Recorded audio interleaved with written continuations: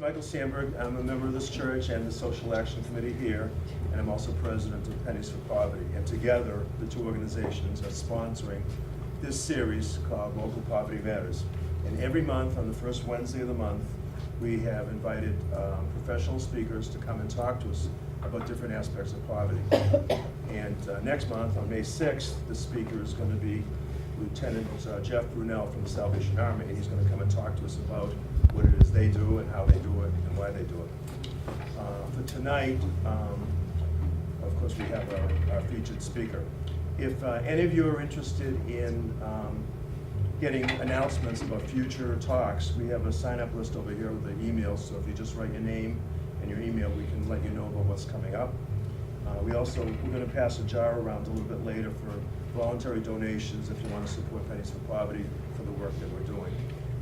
Pam Palumbo here is the public health nurse in Newburyport, and she's going to be recording tonight's session of public access cable. So if any of you don't want to be in that, just face this way.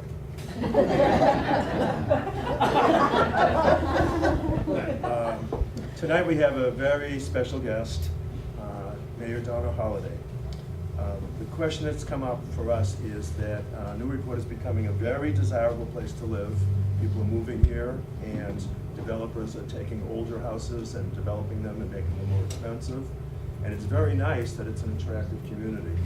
But the question is for the working class people who already live here, or for working class people who want to live here, it's becoming harder and harder to either get affordable housing or low-income housing. And the question is there anything we can do to try to make the community stay economically diverse, or is it just inevitable that it's just going to become a community for high-priced housing? So that was the question we asked, and the other question we asked for the mayor is there anything we citizens can do to help her in order to achieve the economic diversity that I think we want? So without further ado, Mayor Donna Holliday.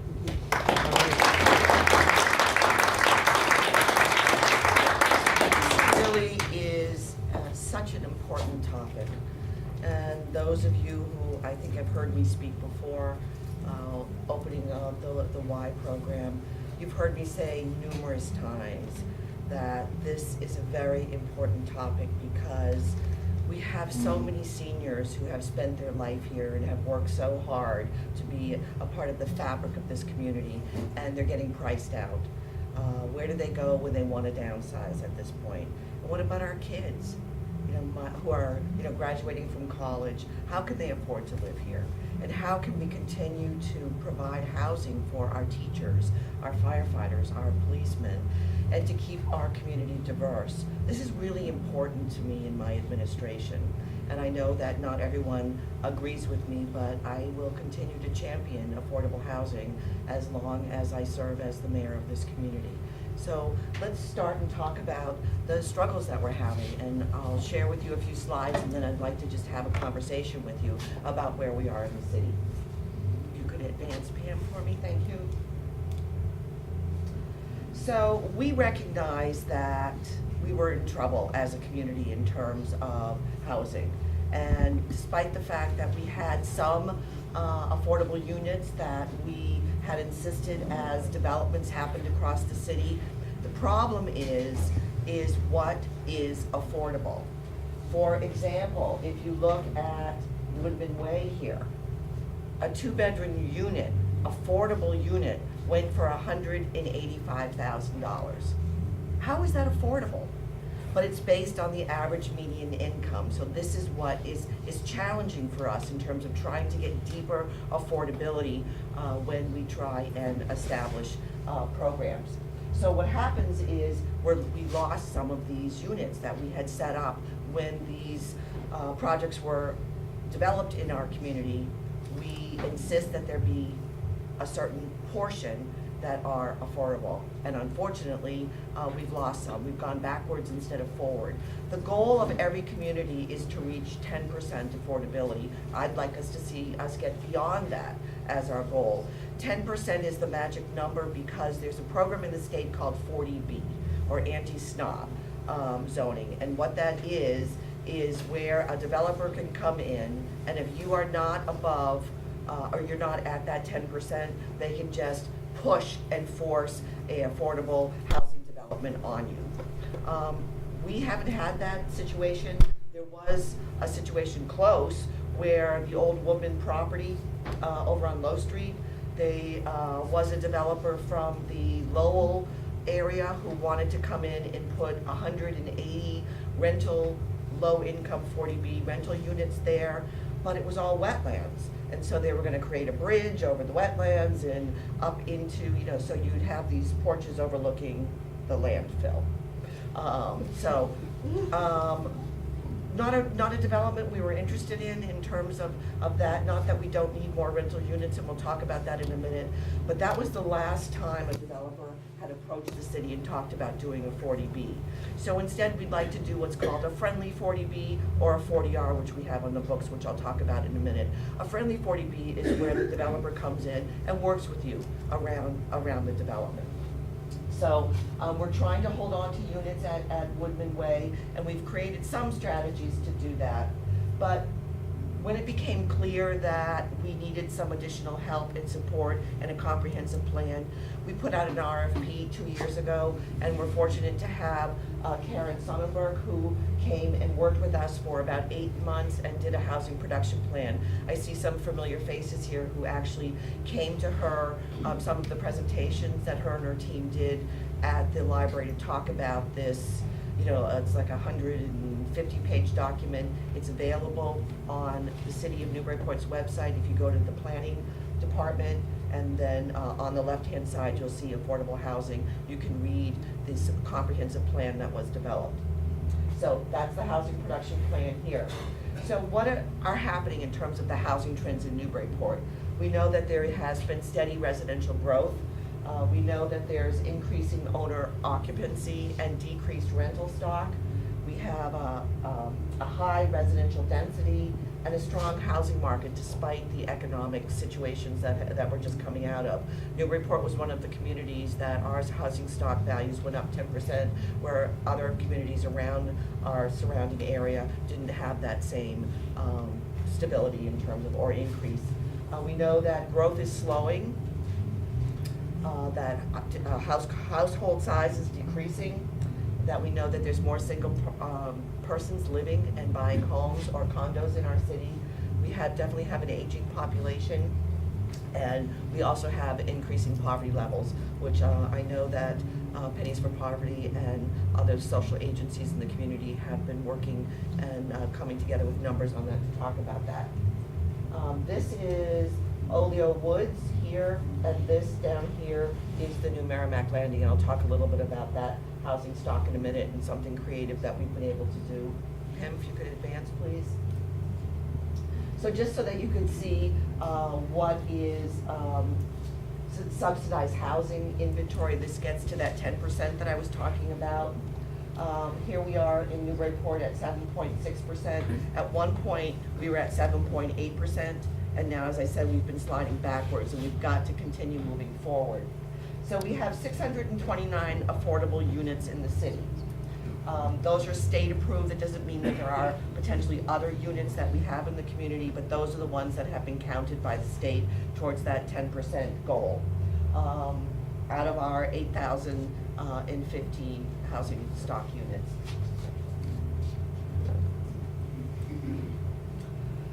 We have Newburyport Housing Authority, the Sullivan Building. This was built with 100 units quite a while ago. It's tired, it needs some work. The state hasn't been coming up and giving a lot of money to help advance and upgrade some of these housing units, which is of concern. The Kelleher Park is here, so there's 100 units here, elderly, disabled, veteran housing. Same thing here at Kelleher Park. This is family units. There's 24 2-bedrooms and 18 3-bedroom units there. And here is Horton Terrace again. That's elderly, disabled housing, veterans housing. That has 50 units. This is a HUD program. So this is a federal program. So they get more money than these two programs, which are state program. So that creates some challenges because these programs have more money to upkeep and maintain. Waiting lists are huge for these, as you can imagine, for these limited amount of housing in our community. The Housing Authority also has a Section 8 HUD voucher program for 102 Section 8 vouchers. And what that means is that the person who holds the voucher goes and finds the housing and, you know, negotiates with the tenant, the rental person to accept the Section 8 voucher. We also, Chapter 689, those are programs that are classified because they support individuals with disabilities. We have Story Ave, Milk Street, another one over off of Chainbrook, no, that's not what it's called. Off of Spofford by the roundabout, there's another facility there. These are programs that are specifically run by an agency that contracts with the Department of Developmental Services, formerly the Department of Mental Retardation, and we have one other unit that's designed for individuals with mental illness. There also is a partnership with the Newburyport Housing Authority, with the Newburyport Housing Corporation. This is a small nonprofit that has created units at Titcomb Street. There's 5 there, and then 3 at Woodland Street. In addition to what the Housing Authority does, there is 98 units at James Ski Mill, and Heritage House, 101 units. I worry, again, these are senior housing, disabled housing, and I worry about Heritage House because at some point in the future, they're talking about removing their affordability status and make it more market rate. So that's apparently not gonna happen for, you know, into the 20s, but we still have to watch for things like that because we need this housing stock. This is a picture of the YWCA. I think it's 11 units they totally have now, not 10. They had, again, there were some units that were for homeless, and then when they created this beautiful new site last year and opened up, they created additional housing for women. We have a great organization in our community that's relatively young, a few years old, Roof Overhead, which has been embraced by the Institution for Savings. There's Mike Jones and some of his staff there who, when the staff came to them and wanted to talk about developing this special project, Roof Overhead, where this nonprofit would purchase homes. They have a very small stock, but they work with families and they provide a holistic approach, and you have, I think it's 2 years where they work with you. They help you in terms of job, financing, you know, whatever it is that you need in terms of getting you on your feet again, and then you move on to the next level of housing and another family comes in. So it's a great program. Would encourage you to support them. They do this crazy political follies every fall to raise money, and it really is fun. So you'll get to see City Councilor Charlie Tonter there in the fall doing some crazy number. And I'm sorry, I should have introduced Charlie Tonter. He's a Ward 4 councilor here. I don't see any other elected officials here. And I just love embarrassing myself. So do I. By the way, I just danced for a mayor's house. Oh, that's right, I saw that. How'd that go? Catastrophic. So then, if I want to do a dance number for the next show, I don't ask you. Yeah, it was a financial success. That's the most important thing, yes. Well, So let's talk about some of the priority needs that, you know, that we've been talking about in the city. And it's because this is where our median home price is. And, you know, I know that if I didn't buy my house, I live in a half house in the South End 25 years ago, I wouldn't be here. I couldn't afford to have bought a house here. And I know that, I see a lot of you shaking your heads. I'm sure many of you are in the same situation as homeowners here in the community with the way prices are today. So what are some of our priority needs? We need smaller rental units for those with lower paying jobs, as we talked about, particularly those in our service economy. We need more rental housing for families. We need to preserve and improve our existing affordable rental stock, and that includes also protecting some of the larger open home, historic homes or older homes that we have that have been converted into multiple apartments that now people are coming in, want to gut, and turn back into single families. We've really got to work hard to retain that stock. Affordable home ownership for families is really, really important. And we know that there's risk for special needs, and to continue to have programs that support those with special needs in our community. It becomes harder and harder, I think, for families who have children who are on the spectrum or who have special needs, because there is less housing stock and less programs that are being funded by the state. As people turn 22 and age out of school systems, where are they supposed to go? And again, that creates a diverse community. So it's important that we create a wide range of housing options, and we continue to have that in the forefront all the time. So one of the things that is happening now is this is the Minco property on the traffic circle. This is called a transit orient design. It's referred to as a 40R. You heard me talk about a few minutes ago a 40B. What a 40R is, it's dense, but it's smart growth, and so it's mixed use, and it includes affordability. So we pushed Minco because originally they wanted to do only 20% affordability, and again, the average median income to 80%. We wanted him to go deeper than that, and so we have him up to 25% of the units. So that's out of 80 units, so that's encouraging. They're all gonna be rentals, so that helps with our rental stock, and it also helps with adding more affordable units here. So what happens first is that this zoning, this is the 40R zoning, the smart growth zoning. It was a ordinance that we've been working on for many, many, many months, and now it's in the hands of the planning board and the city council. And so they have a continued hearing on this zoning for May 3rd, I believe, and hope to close the hearing and then pull it out of committee and vote to support this. The minute this is supported, we receive funding from the state, Housing and Community Development. We get $5,000. And then as you open each unit, the state gives you money. So there's not only an incentive because of the importance of needing rental units and affordable housing, but we also get some financial incentives to continue this. And we anticipate being able to, after this one is developed, to end up moving along Route 1 and create a couple more of these buildings down the road. But one of our biggest obstacles right now is the fact that we have, I think, 19 lift stations in our community, which are very expensive, 30-year lifespan structures that move your sewer out when you, think about these things. You flush your toilet, you just want it to go away. And so this is a lift station is what makes this all work and sends it down to our plant on Water Street. Unfortunately, our lift station on Graff Road is at its maximum capacity after this unit. And so we can't do any development beyond that. So again, another obstacle that interferes with sometimes your desire and willingness to move projects forward is your infrastructure.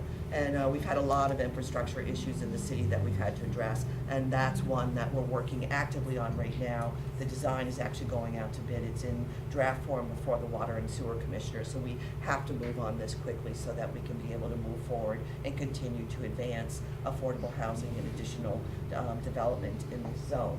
But first and foremost, this needs to be permitted, and talk to your city councilors, tell them you support the 40R. I know that Charlie is a big supporter of affordable housing and has a track record in terms of working in this field too in the city of Lawrence. So I know that he is a proponent of this, and I haven't talked to a single city councilor who isn't supportive of this. And even the residents who live in the Back Bay area who have had they're concerned now because this is where the last area of the city to develop really is in that area around the traffic circle, and they've had to put up with a wind turbine and some other issues, so traffic and motorcycles, and I could go on and on, right, Vicki? So they actually were very supportive. There was a large contingency of people, residents from the Back Bay area, who came to the 40-hour hearing and just had very good questions and were very supportive of this project. So I was very happy to hear that. Could you explain where that is? Yeah. That building and. This building is right beside the train station. So if you go, Which side? Yeah. Oh, it's a rendering. yes, oh, it's not, oh, I'm sorry, it had, this is just Doesn't a, exist yet. Where is it on the other side? Sure looks. So Okay. which, could you just, okay, yeah, that's what I needed, so, I still can't even tell. this is just, again, it's a conceptual, conceptual design. And it's his sixth one, because I hated all the other ones he presented before us. They, the first iteration they gave us looked like the Woodman the Maritime Landing up on Story Ave. It was a little mini version of that. I said, do we have to have bookends? You know, so, anyway, convinced him that he had to go back to the drawing board, and I kept telling him, it's getting better, and finally, I think this is like the sixth iteration of it, and it's finally better. So is it next to Parker Street or close, on that side of the train Correct, station? yes, Okay. yeah, it's where the parking lot is, that isn't used as much as the Route 1 Oh, yeah. there, so it's tucked in Boston Road, right in that area. A lot of it's wetland, so even though it's 11 acres, they can only use about 4.2, so it's denser. This first floor on the bottom is gonna be live workspace, so not live space, but workspace, so you can do, you know, like innovation and collaborate with other people. And there'll be 3-bedroom, 2-bedroom, and singles there. And it's right next to the train, and since it's called Transit Orient Design, TOD, part of Smart Growth.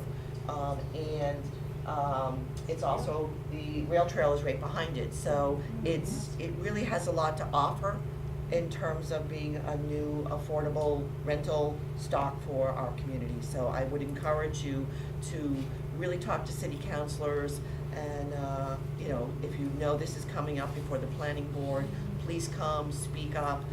We really need this in the city. Yes? The affordable units will also be 3-bedroom, 2-bedroom, and singles? One, yes. It'll be Yeah, it'll be across the board. And the thing that is really important to us is that you can't distinguish what is an affordable unit from, you know, any other. That's really important. You know, it doesn't matter where you live in the building. You know, and this was a hard concept for us, because we're struggling with, I live in the South End near the Brown School, and we'll talk about that in a minute. But, anyway, go ahead. So what we're working on right now is we have hired, in addition to working on an affordable housing plan or a housing production plan, we also realized that our zoning hadn't been looked at since 1987. And so what we had been doing is, something happens in someone's neighborhood, everyone screams and yells, and then they run back and make some changes to zoning. You can't do that. We needed to look at it holistically, because sometimes when you make those kinds of changes, you have to apply it consistently across the board to the next people who come in, and it doesn't always work. So this is one of the things I have with the 6C zoning, but we won't get into that.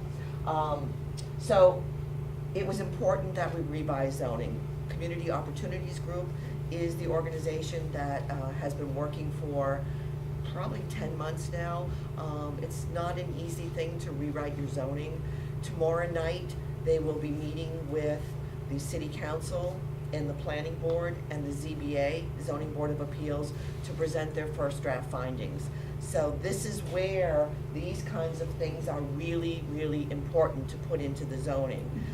The draft is going before those boards, but the draft will be available to the public, and we need your input on it too. So go to the housing areas and look and see what it says.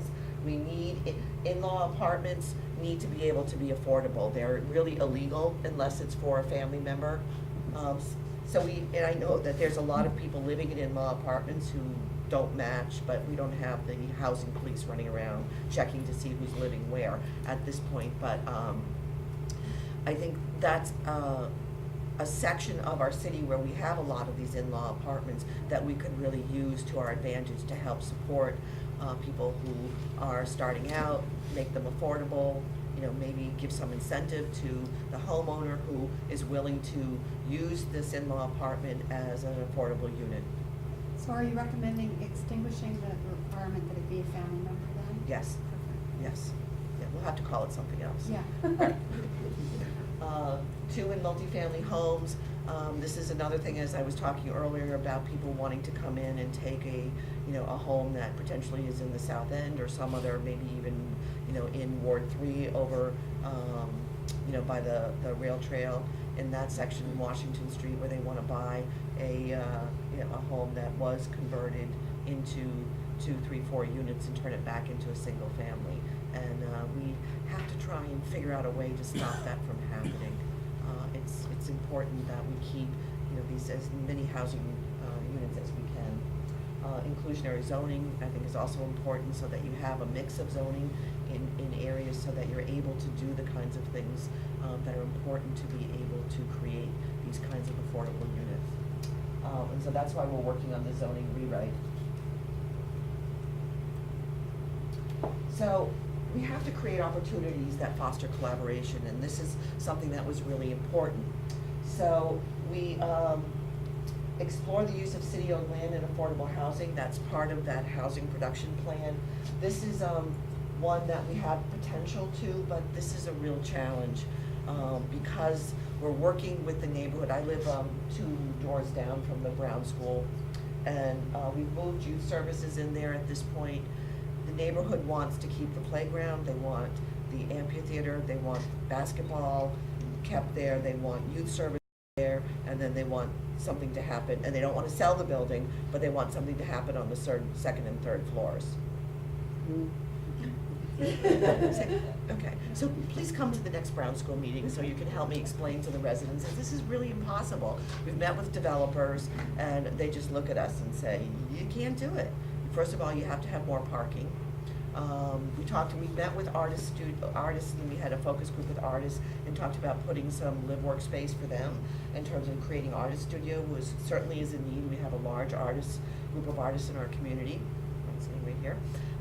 And so we need to be able to sort of figure this out. And I don't think we're going to be able to hold on to this building. And some people really want us to keep this building. It was built in 1928. Just this year, for utilizing only youth services, which we had to move out of the Kelly School, and I'll talk about that in a minute, $45,000 for heat. It's an antiquated system. We have windows that are about to fall off. The roof is okay, but there's asbestos in the building, and it was designed for a school, so hence the reason why we moved pre-KK out of there and moved them into the new Bresnahan School when that opened. So we have to figure out what to do with this building. We have to keep the building, we have to keep the facade. It's gorgeous, it represents part of our history in our community. As you go and you see the Bromfield School, the Jackman School, you see them across the area.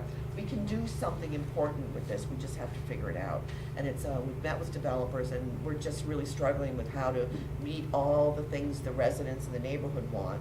Because one of the things that's important is they don't want another, like James Steel Mill built, where they understand that that's important, but they want it to be more of an interactive building with the neighborhood, as opposed to it's isolated for just people who live there.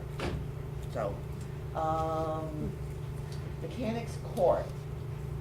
This was an interesting project because this is right over if you go under the Route 1 bypass on Merrimack Street, across from the Foundry, it's a relatively new development there. He kept telling us he couldn't make an affordable unit. He can't make an affordable unit. The price point doesn't work. So we, as a Community Preservation Act community, one of the things that the state law allows us to do is to create an affordable housing trust as an offshoot of the Community Preservation Act, because there are 3 requirements of the Community Preservation Act. You must spend a portion of your money on open space, and there's a subdivision for field space, for historic preservation, and the third is affordable housing. So what was happening initially when we became a Community Preservation Act community is that people were, the CPC committee was putting money into this account for affordable housing, but who was managing it? So what do we do with it? So by creating this affordable housing trust, which is made up of just the most brilliant people in our community who are working in housing. And so that has helped tremendously. Suzanne Cameron, who also is part of Roof Overhead and does a lot of work with affordable housing. Judy Timon, who is also a housing expert, and who am I missing? Karen Weiner, who also works for Housing and Community Development. So we have people who are very, very skilled in housing who are on this Affordable Housing Trust. And so with this money that we have that the CPC pushes towards us, we've been able to work with business partners and say, okay, so what's it gonna take for you to hit that price point? What do you need from us to make one of these units affordable? And it's been successful so far. It's a new strategy we're working. So we have one of these units now, which is on, up for, I think, I'm not sure if the lottery's closed yet, but it's a beautiful unit, and it will be affordable. So that's exciting. That's a new strategy we're working on. I'm not sure why she put this here, because I don't think, this is 115 Water Street. This is a piece of property that we took for, I had a little help from Kate in our vetting office to put some of these slides together. We took this property when we had to renovate the wastewater treatment plant because we needed an area for staging. So this property is between the wastewater treatment plant and the National Grid substation. I want to live there, don't you? So I don't think we're going to be developing this for affordable housing anytime soon. But it is something that we could potentially sell and then put money back into the Affordable Trust in order to continue to generate these kinds of partnerships. Mayor, when you said that on this, one over here, that the developer he can't make an affordable unit, what does that mean? It Why means can't that he?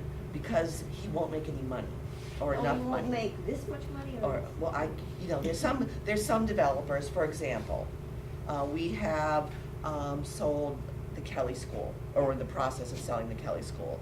We just reached a point where it would have cost $350,000 just to repoint the bricks. And because the youth service was on the first floor. And then once you started moving into taking apart that old building, we know. It was built in 1870 something. So what was important to us, what was important to the community was the preservation restriction, the front of the building, so that it has the pillars, the bricks, and it maintains the look. So we're getting $750,000 from the developer for that building. And in addition, he's offered us for if he makes 20% over what he predicted, he'll split that profit with us 50-50. So he said, my books are open to you. How many developers are gonna be like that? Not many. So I'm very excited about it. Merle Diamond Senacori, they are the group that's doing the Kelly School, 12 units. They're gonna be high-end, but that again feeds our base in terms of our property tax base, that in turn we can turn that around to do something else with it. But isn't it also the case, though, that sometimes it's difficult to hold on to these affordable units? Yes. Did we lose the one at the Foundry? We lost one, we had 3. Oh, okay. Yeah, we did lose one, and one we just can't move. Right, because it is probably because to have enough income to pay for it, Correct. but still be eligible. So my question then is, are we better off with rental units because we're less apt to lose them? Well, I think we have to have both Okay. stock, because I think there's a real need for people who want to rent, and then there's a real need for people who want to get into home ownership. So what we've done in terms of, again, going back to the Newburyport Affordable Housing Trust, what we did was we are now helping with the 15% down payment for these affordable units. So people come in who are income eligible, and we started that program a couple years ago. It's still hard to find people who are affordable, and then we had someone who was going to hold on to that unit at the Foundry. However, the bank wouldn't accept the gift from the family in terms of for some reason. It kicked them out of that being in that affordable range for some reason. But so between working with developers, having that kind of a partnership to work with them around ensuring that they have an affordable unit, and we can put a little bit of money. We're certainly not gonna build a whole unit for you, but if we can just, throw $25,000 and have in perpetuity another affordable unit, it certainly is worth it. And then helping people meet their down payment, you know, is what the other piece we've been doing so that they can become homeowners. Okay. We also have a housing rehab program, and this is important. It's not necessarily part of a housing stock, but what happens is you get, you're on a fixed income, and something happens to your roof, your chimney, your boiler. What are you gonna do? Where do you go? You don't have income coming in. How do you go to a bank? And you don't wanna get into these reverse mortgage situations or what, so we have this housing rehab program that started with a CDBG grant, which God knows what they're doing in Washington with CDBG, even though we're trying to hold on to it. We have Seti Warren, the mayor of Newton, who's really championing that for our state. But we've been able, through the Community Preservation Act, again, because housing is part of that, they allocate money every year for the housing rehab, and it sort of generates itself. So these are no-interest loans, and so what happens is you come, you fill out an application, you're income eligible, and you need a new furnace. And we help with getting the person in to fix up your house. You sign a statement that when you sell your house, you will pay back the city. And so that helps a person stay in their home and be able to continue living, you know, in this community. And it's a very important program, I think, to the city. I talked about the down payment assistant, and then, so we've already spent approximately $1 million under the Community Preservation Act since it was initiated. That specifically gave some money to the Woodman property, the Titcomb property, so those types of actual developments was where that money went through initially, and now we're doing more in terms of working directly with the developer to try and at least get a unit of every development affordable. And there you have it.